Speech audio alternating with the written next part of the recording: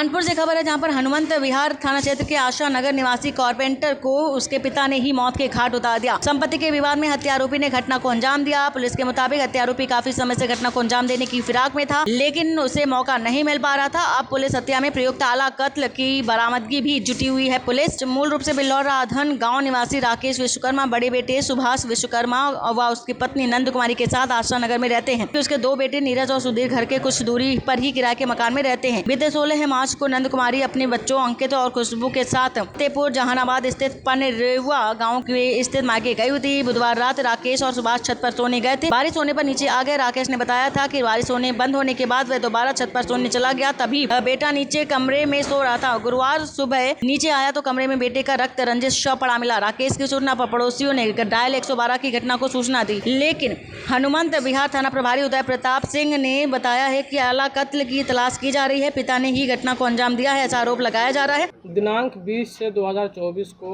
सवेरे लगभग 6:45 बजे थाना हनुमंत विहार को एक मर्डर की सूचना मिली थी। उक्त सूचना पे थाना प्रभारी और मैं स्वयं और बाकी सभी अधिकारीगण, फील्ड यूनिट की टीम, हमारी डॉग स्क्वाड की टीम, सभी लोग मौके पर गए थे। जो घटना स्थल था वो मृतक का स्वयं का घर ही था और उस घर में जिस रात ये घटना हुई थी उनके पिताजी और वो दोनों लोग थे। उनके अलावा और कोई व्यक्ति नहीं था। जो घटनास्थल का बारीकी से मुआयना मेरे द्वारा किया गया। फील्ड यूनिट और डॉग स्क्वाड की टीम के द्वारा भी घटनास्थल का काफ़ी बारीकी से मुआयना किया गया। फील्ड यूनिट के द्वारा जो है घटनास्थल का वीडियोग्राफी जो है बारीकी से की गई। डॉग स्क्वाड के द्वारा भी उसमें मदद ली गई थी। बॉडी का पंचनामा करने के बाद में जो पीएम रिपोर्ट आई है, पीएम रिपोर्ट में जो लेसरेटेड वुंड आई है, जो कि हार्ड एंड ब्लंट ऑब्जेक्ट से होता है जनरली। और जब हम लोगों ने इनकी पत्नी को सूचना दिया, जो मृतक है उनकी पत्नी के सूचना जब उनको मिली वो मौके पे आए, क्योंकि उस दिन वो अपने मायके में थे, यहाँ पे नहीं थी पत्नी।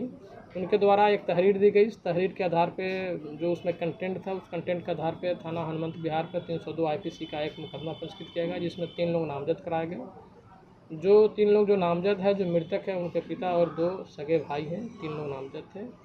जब हमारे पास फील्ड यूनिट की टीम और जो फोरेंसिक टीम की यूनिट के द्वारा जो मौका मुआयना किया गया था और जो चीज़ें वहाँ पे देखी गई, जो पीएम रिपोर्ट आई और जो टेक्निकल चीज़ें हमारे पास जो सर्विलांस के माध्यम से, सीडीआर के माध्यम से जो आई, उसके आधार पे जब हमने इनसे पूछताछ करी तो इनके द्वारा जो एक्यूज है इसमें राकेश विश्वकर्मा, जो मृतक के पिता हैं, घटना को कबूल किया गया। इनके द्वारा ही घटना को कायल की गई है। ये उस रात्रि को ये छत पे सो रहे थे। जब बारिश हुई तो ये दोनों पिता पुत्र अंदर आ गए अपने घर में। ये बाहर सो रहे थे और जो इनका पुत्र था घर के अंदर सो रहा था। ये जो लकड़ी का फंटा है, इस फंटे से जो है अपने सोए हुए पुत्र के ऊपर जो है 4-5 बार लगातार वार किया, जिससे वो उनकी मृत्यु जो है तत्काल जो है घटनास्थल पर ही घारित हो गई। खून के छींटे जो आसपास में पाए गए थे, इस डंडे पे भी खून के छींटे पाए गए, तो उसको भी हमारे जो टेक्निकल फील्ड यूनिट की टीम है उसके द्वारा वहाँ से इसको बरामद किया गया। और इन्होंने जो उस रात को जो बनियान पहना था वहाँ पे भी ब्लड स्टेन पाए गए, उसकी भी पुष्टि हुई है। और जहाँ पे इन्होंने धोया था किचन में, वहाँ पे भी ब्लड स्टेन पाए गए। इस तरीके से टेक्निकल एविडेंस हमने कलेक्ट कर लिया है। इसी जो आला कत्ल है, यही जो आप जो डंडा देख रहे हैं आला कत्ल है। इनके द्वारा ये बताया गया कि कुछ पहले जो प्रॉपर्टी है उसको लेकर विवाद था और इनको ऐसा लग रहा था कि इनकी पत्नी की मृत्यु जो है मार्च 2024 में हुई है।